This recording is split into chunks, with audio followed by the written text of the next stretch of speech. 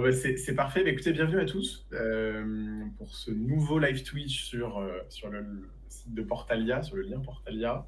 Je me présente ou représente pour nos nouveaux. Donc, je m'appelle Pierre Labroussard, je travaille pour la société Portalia. Aujourd'hui, avec nous, eh bien, Lucie Désira, qui travaille pour la société Little Big Connection. Salut Lucie. Bonjour à tous. Lucie, donc community leader chez Little Big Connection. Little Big Connection, dont on va parler encore un petit peu Je après. présenterai juste plus tard la plateforme. Voilà, donc Little Big qui est notre partenaire sur ces lives qu'on a intitulé donc les petits déj freelance. Vous étiez nombreux l'année dernière à nous suivre sur les différentes étapes pour se lancer en freelance sur le Twitch de Portalia qu'on a animé avec Maël Seller. Et puis donc cette année, ce nouveau concept, deuxième live qu'on va vous présenter aujourd'hui. Une nouvelle invitée qui a accepté notre invitation, c'est Anna Pétia. Bonjour à tous. Salut, Merci Anna. pour l'invitation, c'est cool d'être ici. Merci à toi d'avoir accepté également et de jouer le jeu avec nous et de pouvoir tenter cet exercice qui est peut-être nouveau pour toi aussi, même si... Ah oui, c'est mon premier live Twitch, je suis ravie. Ok, bon, c'est parfait. Alors, avant peut-être de rentrer dans le vif du sujet et sur le thème de ce deuxième live, donc on anime une deuxième fois un live avec Little Big Connection. Lucie, est-ce que tu peux nous parler un peu de LBC? Oui, carrément. Alors, Little Big Connection, c'est une plateforme de mise en relation avec les freelances et les entreprises grands comptes. Donc, c'est vraiment, on accompagne les freelances pour qu'ils trouvent leur mission. Et donc, on a lancé ces petits déj il y a deux mois maintenant, je crois. Et donc, le premier, c'était sur les mindsets à avoir pour devenir freelance. Donc, avec une invitée aussi, Juliette Lorenz, qui était en mission, qui avait trouvé sa mission grâce à la plateforme Little Big Connection. Et du coup, l'objectif, c'est de faire tous les 2 mois un live Twitch sur un thème en particulier, en faisant intervenir une invitée. Donc là, Anna, qui est ici. Donc, merci encore, Anna. Et donc, pour un peu remettre de contexte, donc on va commencer par voir un peu que toi, Anna, tu nous dises un peu ce que tu fais aujourd'hui, quel est ton métier, comment tu es arrivée là. Parce qu'il me semble que tu as aussi été freelance pendant 7 ans. C'est ça, exactement. Voilà. Et donc après, on parlera plus en particulier de notre thème aujourd'hui, qui est effectivement les formations, puisqu'on a la chance d'avoir une experte dans le domaine, à la fois de par déjà toi ton expérience de freelance, et donc tu as pu un peu être humaine, confrontée aux premières galères de l'indépendance, comme on dit, mais aussi aux premières réussites. Et puis également, donc ça serait effectivement dans un deuxième point, on pourra parler déjà de ta plateforme DigiAtlas que tu as créée, et tu pourras nous en dire un peu plus, et même d'ailleurs conseiller les freelances à ce sujet-là. Et puis, par la suite, on détaillera vraiment le sujet des formations, peut-être les bonnes choses à savoir, les bonnes pratiques pour les freelances, voilà, les choses sur lesquelles on n'est pas forcément renseigné lorsqu'on est indépendant. Donc l'idée, effectivement, le premier live était plutôt sur le mindset, et nos lives de l'année dernière plutôt sur un peu la construction de la vie du freelance et quelques conseils pratiques. Là, ici, on va rentrer dans le pratico-pratique avec une personne qui, je pense, sera de très bons conseils sur le sujet. Donc, Lucie, je te laisse commencer. Oui, carrément. Mais du coup, Anna, ça va être à toi de nous en dire plus. Est-ce que tu peux un peu nous raconter qu'est-ce que tu fais aujourd'hui, quel est ton métier et quel est ton parcours?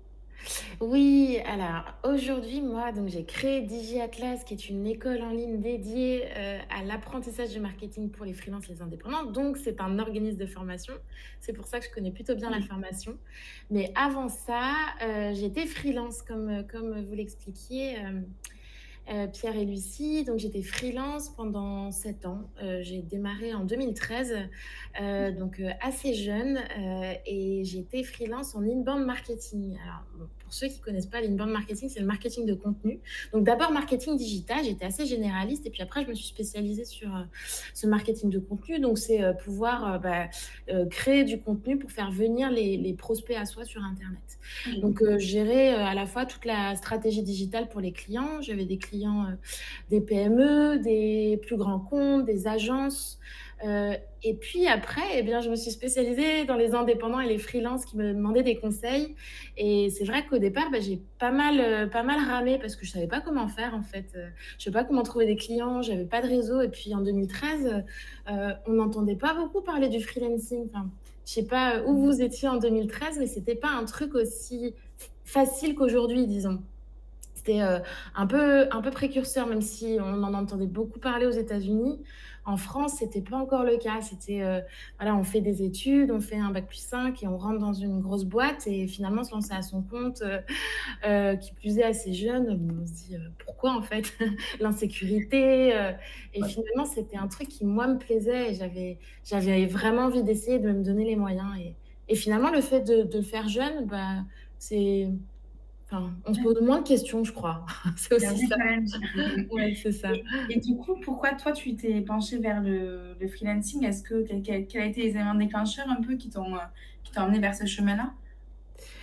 Alors, j'ai eu des expériences en entreprise qui, me plaisaient, moyennement. Je il y a des entreprises qui sont formidables et ça, c'est génial, tant mieux et il y en a d'autres où en fait, il y a une ambiance assez, aigrie qui se ressent, où les gens sont pas très heureux de travailler et moi qui découvrais un peu le monde du travail, je me dis: «Mais disons, moi me lever le matin et être avec des gens aigris toute la journée», alors que c'est le travail, ça représente, je crois que c'est 70 de son temps Mmh finalement de mh. vie. Bah, c'était inconcevable, quoi. Du coup, je me dis: «Bon, en fait, il faut que je crée mon activité et que je la modèle en fonction de ce qui me fait envie pour me lever le matin et pour garder la banane», quoi. Bon, au final, la banane, je l'avais pas toujours au départ. Mais bon, Au départ, mais bon, je l'ai eu après et tant mieux. Et et du coup, comment tu as trouvé, du coup, tes premiers clients, tes missions au début? Parce que du coup, j'imagine que le réseau est assez faible quand on commence. Ouais, Donc, tu as complètement. dû, sûrement, solliciter, Oui, oui, c'est vrai que quand on démarre déjà pour que l'entourage comprenne, fasse confiance, relaie l'information, ça, c'est clair que ça prend du temps. Alors évidemment, j'étais tout de suite en ligne sur les réseaux sociaux. Alors à l'époque, il y avait encore Viadeo, beaucoup. ah oui, ouais. d'accord. Ça existe plus, hein, il y a que LinkedIn, je crois. Ça existe plus? Si, ça existe encore Viadeo, je sais plus. Je Je crois que ça crois que existe plus, oui. oui, ça Alors, même si ça existe encore, c'est à mon avis très peu C'est répandu, très ouais. mais bon, ça c'était existe une autre encore, époque. pardon. Pardon, Viadeo. Oui, oui, oui, en plus, c'est français, ouais. Et donc j'avais un site internet aussi, et puis avant, je travaillais pas mal aussi avec une agence pour démarrer qui me sous-traitait des missions et puis à côté, je développais mon portefeuille client.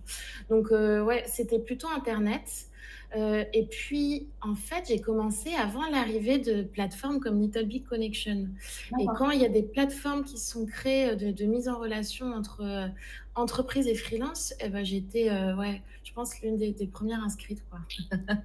Donc ça c'était chouette, ouais. Et finalement, tu disais que justement, tu avais, souhaité être freelance parce que tu voulais un peu rompre avec, ton quotidien d'avant. Oui, Hem, je suppose que tu as eu alors pour préciser, donc toi, tu as été auto-entrepreneuse oui, c'est pendant ça, 7 ans, c'est ça? Ouais, exactement. des statuts l'année dernière, donc effectivement, c'est un point intéressant. Je suppose que tu as eu pas mal de difficultés au-delà de l'appréciation autour de toi, peut-être d'ailleurs dans la création de ta structure, dans, Mmh. la facturation, dans le fait de trouver des missions. Quelles sont justement, toi, les principales difficultés que tu as rencontrées, tout au long de ton parcours freelance? Alors, les principales difficultés, je dirais, sans parler d'administratif d'abord, ça viendra après, mais réussir à jongler entre chacun des clients. En fait, c'est un truc que je faisais naturellement, mais quand il y a un volume d'activité, c'est réussir à switcher, à répondre. Il y en a qui tout est urgent et du coup, il faut réussir à pouvoir, attribuer et s'organiser et puis éduquer les clients. C'est un truc qui s'apprend au final et quand on sait cadrer le projet et la mission, bon après c'est facile, mais au départ, c'est un truc que j'ai dû apprendre et puis, j'ai eu quelques soucis quand même. Ça m'est pas arrivé beaucoup en 7 ans, mais, je crois que ça m'est arrivé 2-3 fois, des soucis de facturation. D'accord. Ça c'est voilà, p créer mon statut, bon au final la micro-entreprise à l'époque où je l'ai créée, je crois que ça venait d'ouvrir. C'était tout D'accord. nouveau, heu et c'était plutôt simple, mais bon, c'est vrai qu'il y a pas, la protection sociale comme on l'entend. C'est bien pour certaines catégories de freelance et pas pour toutes. Ça dépend combien est-ce qu'on facture aussi. Alors bon, depuis quoi? 4 ans, un truc comme ça, le 4-5 ans, le plafond a doublé. Avant, il était de 33 000 D'accord. € et au-delà, on devait passer en société. Aujourd'hui, en service, il est de 70 000 Ouais, c'est et ça, en 72 000 même, je crois, effectivement. Et tu 72, as même le ouais. droit, il me semble, de passer ce plafond une année, puisque tu as aussi un plafond la deuxième année. Donc, c'est quand même il y a un peu plus de souplesse. Oui, il y a un seuil de tolérance, c'est ça. Mmh. Mais si on dépasse ce seuil de tolérance, je crois que c'est foutu. Voilà, ouais, c'est ça, exactement. Ah, il y a beaucoup de consultants et de freelance dans dans C'est cette sûr. posture-là, qui doivent soit évoluer en changeant de société. C'est C'est ça. intéressant de savoir que bah, toi, justement, tu as pu rester sur ce statut-là et d'autres qui bah, évoluent, par exemple, bah, font du portage salarial temporairement. Voilà. Oui, mais en fait, j'ai galéré en évoluant parce que je me suis posé la question juste avant que le plafond double, donc je facturais de la TVA. Donc à partir de 33 000, il faut demander un numéro de TVA au SIE. Et en fait, là, pour calculer tous les trucs, et c'était moi qui faisais ma compta comme plein de micro-entrepreneurs, je me dis, oh là là, c'est pas mon truc, je suis pas sûre de moi. En plus, les impôts me disaient, mais vous avez fait n'importe quoi, Madame Peters. Ouais. Donc bon, en fait, c'était pas une solution. Donc c'est vrai que voilà, il y a des statuts, soit un comptable fait, soit en portage salarial, au moins on s'occupe ni de l'admin et en plus on est salarié. Donc c'est clair que ça dépend finalement de ce qu'on recherche et de l'équilibre qu'on veut avoir en pro et perso, quoi. Oui, complètement. Et donc ça, effectivement, c'était plus des difficultés peut-être au démarrage. Effectivement, tu parlais de l'administratif aussi. Oui. Euh, et est-ce que sur ta fin d'expérience également, je suppose que tu avais un réseau plus développé, je suppose que tout était Oui. plus simple. Est-ce que tu avais encore des choses qui persistaient Alors oui, j'ai commencé à en parler, pardon, donc la facturation client, ça a pêché, notamment voilà, à la fin quand je lançais DigiAtlas. Donc il y a eu ce switch aussi entre les deux activités.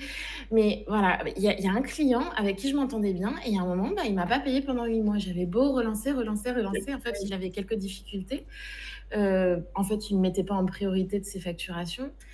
Et voilà, même un autre aussi, quelques années plus tard, qui voilà, disait mais j'ai tout fait pourtant.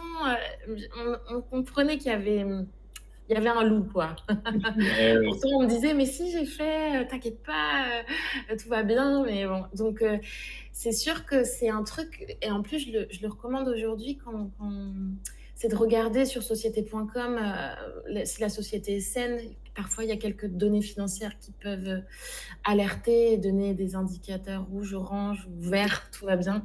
Le sentir, en fait, c'est du feeling. On dit qu'il faut se fier à son instinct. Et en réalité, l'instinct, il se crée aussi avec l'expérience. Donc, plus on a d'expérience, plus on sent les choses et les gens aussi, ce qui est logique. C'est intéressant ce que tu dis, effectivement, de faire appel aussi à des sites plus agréés. Oui, je Bah, pense qu'il faut des c'est bonnes ça. sources d'informations pour pouvoir après prendre les bonnes décisions et réagir de manière aussi appropriée, quoi. Donc, Ben oui, parce que quand on va jusqu'à le recouvrement de créances, c'est quand même embêtant. Et c'est vrai que sur des plateformes, pour le coup, comme Little Big Connection, eh bien, il y a ce tiers il y a un payant, en fait. accompagnement, ouais. Ouais. Il y a un vrai accompagnement, c'est vrai, qui est fait par nos équipes et tout est automatisé sur la plateforme. Et d'ailleurs, si vous voulez plus d'informations, vous pouvez directement aller voir sur le chat On le met des site liens, Little Big effectivement. Connection on mettra des petits liens dans le chat pour que vous puissiez aller consulter. Alors, bah, effectivement, donc une grosse expérience de freelance, un gros passé également pour toi et donc beaucoup d'expérience engrangée. On va parler un petit peu plus de DigiAtlas, donc du coup, l'organisme que tu as créé.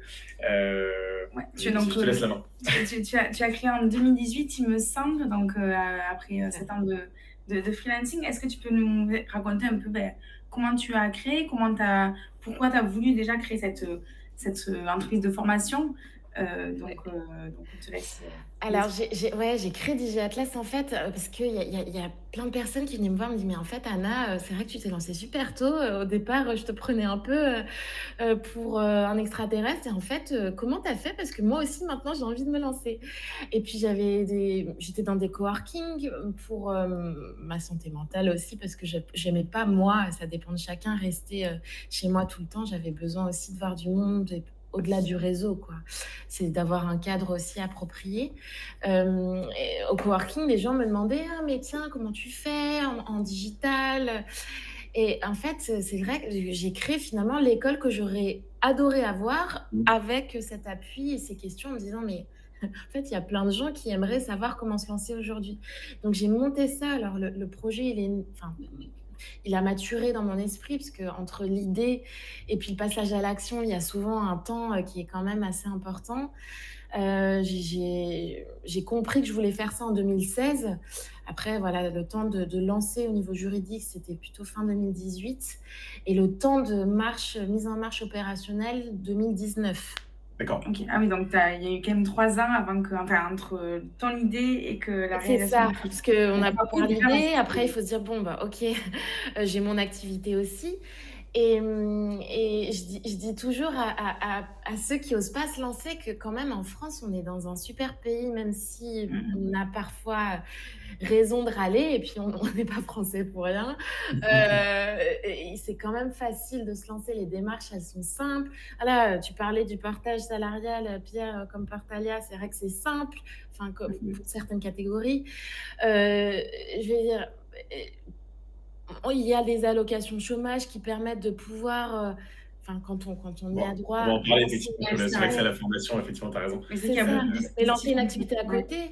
Alors que c'est vrai que moi, en tant qu'indé, pour le coup, j'avais rien de tout ça. Donc le switch, c'est que j'ai dû continuer de travailler et facturer et à côté monter DigiAtlas. Alors là, j'avais plus de vie. Donc Ouais. autour de moi, on me disait: «Bah, il y a un moment, il va falloir choisir, quoi». Donc il y avait ce confort de vie, de dire: «Bah, je facture, je pars en vacances, c'est sympa» et l'autre, bah, j'ai un projet de cœur que j'ai vraiment envie de développer. Donc bon, voilà. Et à un moment, ça a été un choix et OK. voilà, Bah, on donc du oublie coup, le tu dirais confort. ouais, si on me parle un peu de ton plus gros challenge durant cette, ce lancement, c'est donc ça a été ça de switcher en fait de statut et de du coup lancer cette activité alors que tu étais encore, quand même indépendante, Ouais, c'était ça le plus gros challenge, OK. je crois, parce que c'est un tu parlais de mindset, c'est différents mindset aussi. Quand on est indépendant, on facture et on a directement, l'argent, en fait. En Mmh, mmh, soi, mmh. c'est pas si compliqué que ça. On a le client, on a une mission, on facture, point. Sauf que quand on crée une structure qu'on veut faire grossir et bien, en fait, on doit réinjecter pour la Mmh. faire grossir. Donc on n'a pas du tout le résultat de nos efforts et souvent, on se paie pas tout de suite, en réalité. Donc ça a été ce switch-là, ouais. Je crois que OK. ça a été un vrai sujet. Et si on parle plus de Digiatlas en tant que tel, donc du coup, c'est une entreprise de formation. Est-ce que tu peux nous dire juste quelques mots sur, bah, sur, du coup, Digiatlas? Parce qu'il me semble Oui. qu'on pas Alors, en fait, nous, on est spécialisés dans la formation en marketing digital. OK. Donc, au-delà d'une plateforme avec des MOOC, on a un vrai accompagnement par promo. Donc, on accompagne des nouveaux freelances ou des personnes qui sont déjà lancées, comme beaucoup de reconvertis aussi, des banquiers qui deviennent OK. naturopathes, sophrologues, des graphistes, photographes, vidéastes, des devs aussi. OK, génial. Consultant RH, enfin bref, on a même un magicien d'ailleurs. Et, mmh, OK. Ouais, ça c'est large. et ouais, en fait, le marketing digital, finalement, ça concerne tout le monde. C'est ça qu'on Ouais, bien réalise sûr. aussi. Donc, on a des accompagnements toutes les semaines avec des promos qui se rejoignent et qui vivent aussi la même chose. Donc, il y a un pôle d'experts qui les accompagne sur la création d'un site internet, le référencement, les réseaux sociaux, enfin, tout ce qu'il faut pour bâtir une présence en ligne. Mais au-delà de ça, c'est cette entraide et «Ah bah tiens, moi je connais un tel» et ce réseau qui se crée. Parce que le digital, c'est merveilleux, mais il n'y a pas que ça. Et il y a aussi tout ce réseau dont on parlait tout à l'heure qui est hyper important, quoi. Donc voilà, c'est ça DigiAtlas. Et donc, pour revenir sur les formations, DigiAtlas donc est certifié Calliope, donc par le gouvernement et ça permet d'être finançable CPF. Et donc c'est vrai que des freelances ou des salariés, bah, finalement, peuvent se Donc tu faire as financer des formations. donc tu as créé un Digiatlas un peu parce qu'aussi tu avais eu, du coup ce besoin quand tu étais freelance de te former et que tu n'arrivais pas C'est vraiment ça. à trouver de solution. Du coup, tu t'es dit: «Beh, pourquoi pas, moi, me lancer dans l'aventure et créer quelque chose du coup qui permette, Et ben d'accéder à ouais, d'aider les personnes à construire cette OK, activité, à se former aussi, c'est clair. OK. Et il y a plein de consultants marketing qui disent: «Bah, moi, j'ai besoin du digital aussi pour trouver des missions, je suis pas à jour». Donc voilà, il y a cette mise à jour de compétences qui est aussi hyper importante pour toujours proposer mieux et avoir plus de missions et être plus crédible aussi, quoi. Oui, complètement. Vous pouvez regarder Mmh.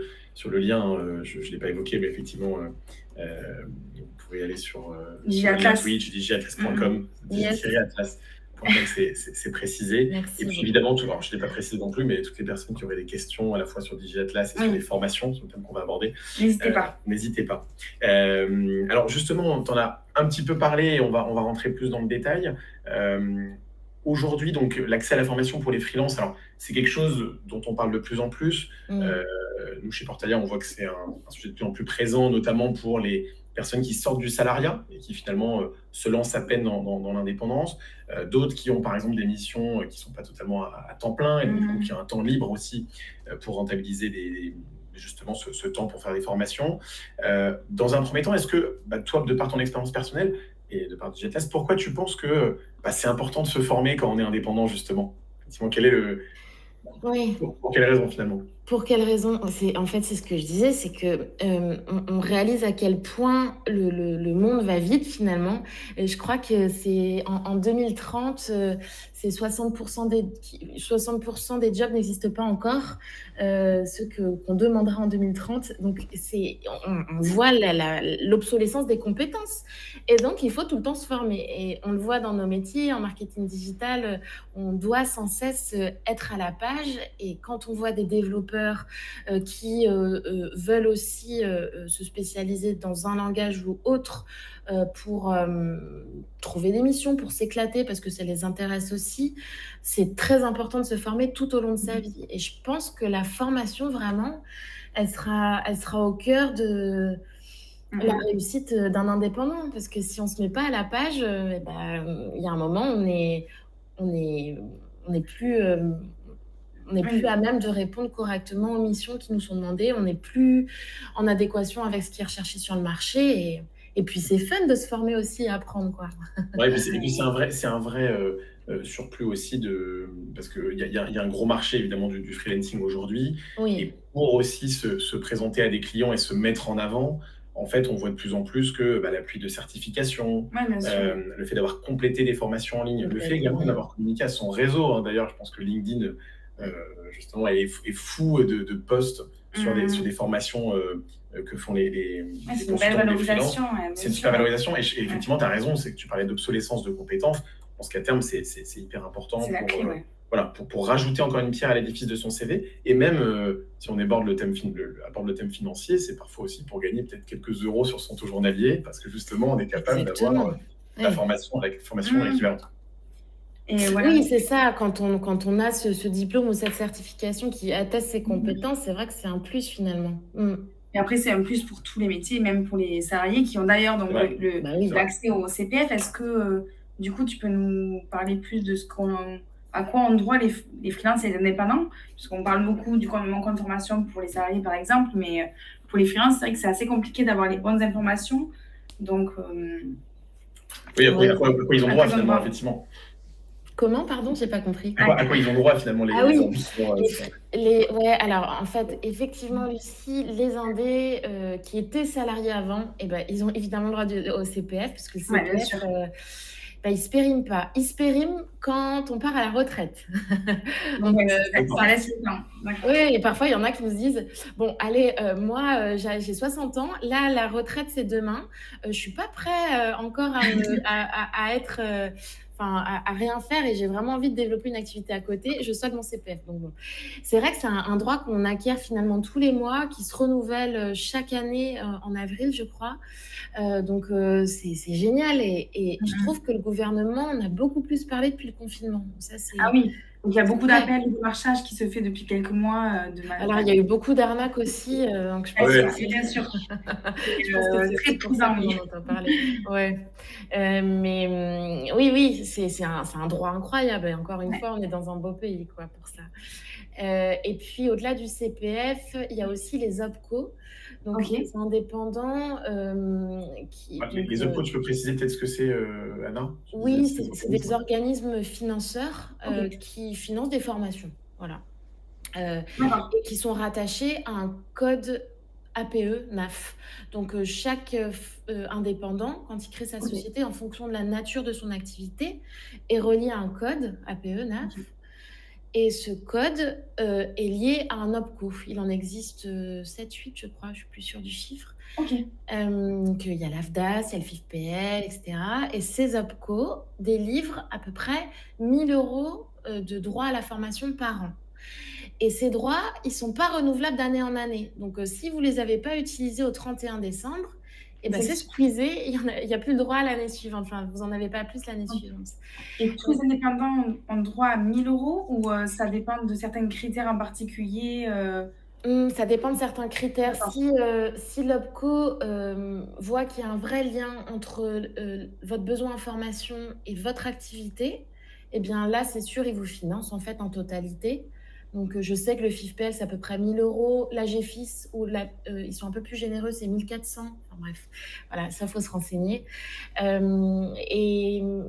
Moi, par exemple, à titre d'exemple, j'ai fait une formation pitch.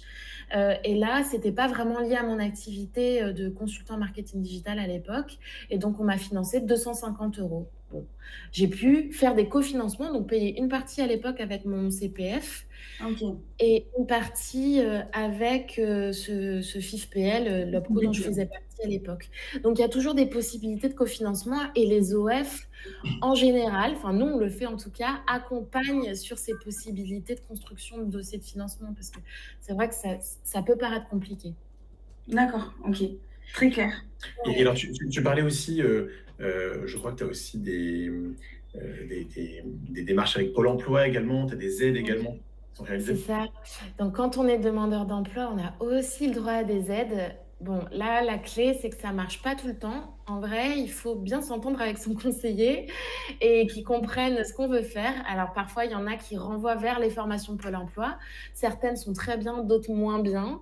Donc bon, il faut juste expliquer à son conseiller, qui est souvent très humain, OK. voilà, son projet. Et donc le Pôle emploi, depuis quelques mois, ça c'est assez nouveau, abonde aussi le compte CPF.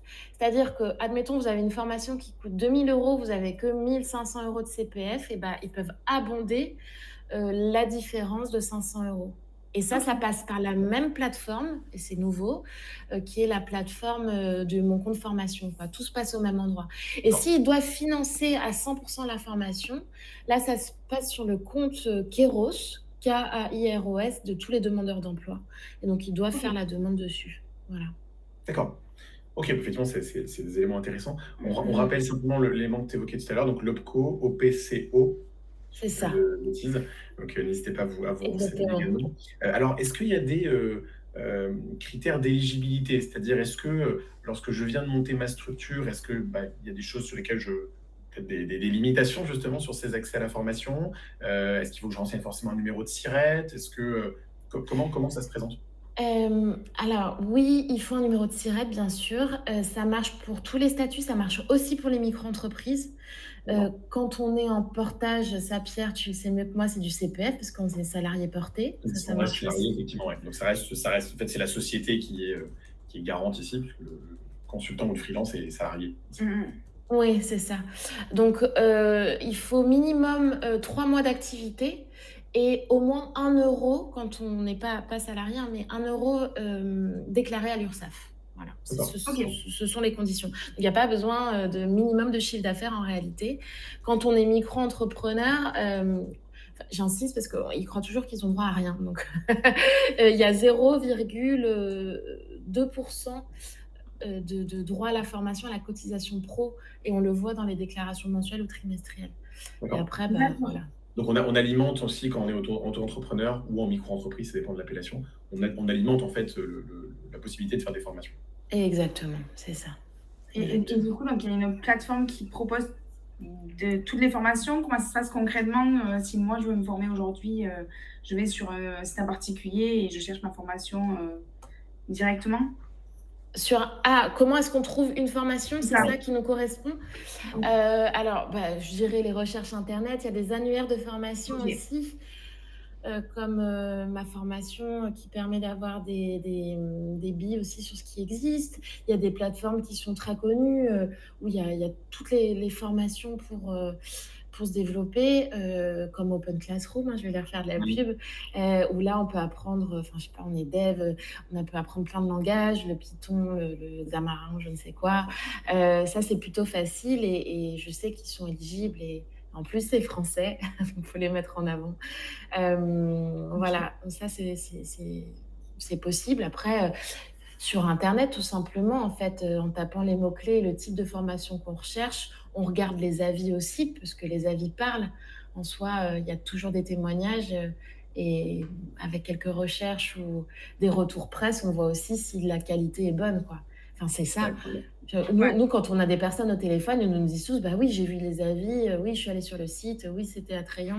Mais il y a une vraie recherche, parce qu'il y a un vrai Mmh. engagement, finalement, dans le fait de se lancer. Même si c'est payé en partie par le CPF ou les OPCO, au-delà de si on sort rien de sa poche, c'est quand même du temps. Et le temps, Oui. c'est précieux, quoi.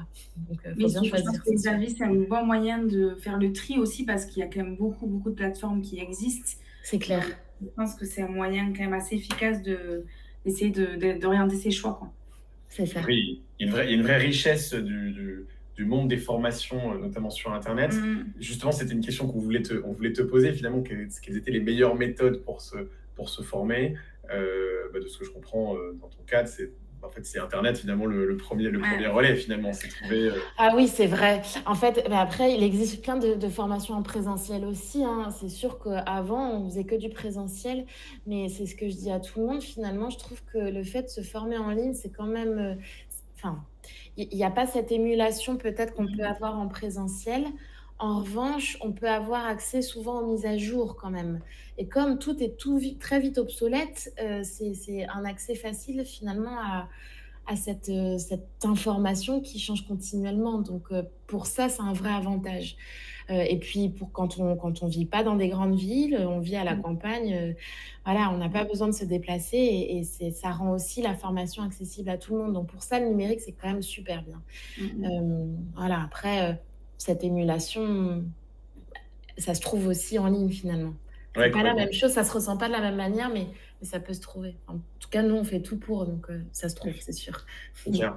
Et puis je voyais également 2 autres éléments. Alors bon, l'un plus propre justement à notre activité en portage salarial, mais qui est présent aussi quand tu es auto-entrepreneur ou autre, c'est que déjà les frais de formation, tout ce qui va être dépensé par l'indépendant peut logiquement être déclaré Ah en oui. frais professionnels et Ah donc, oui.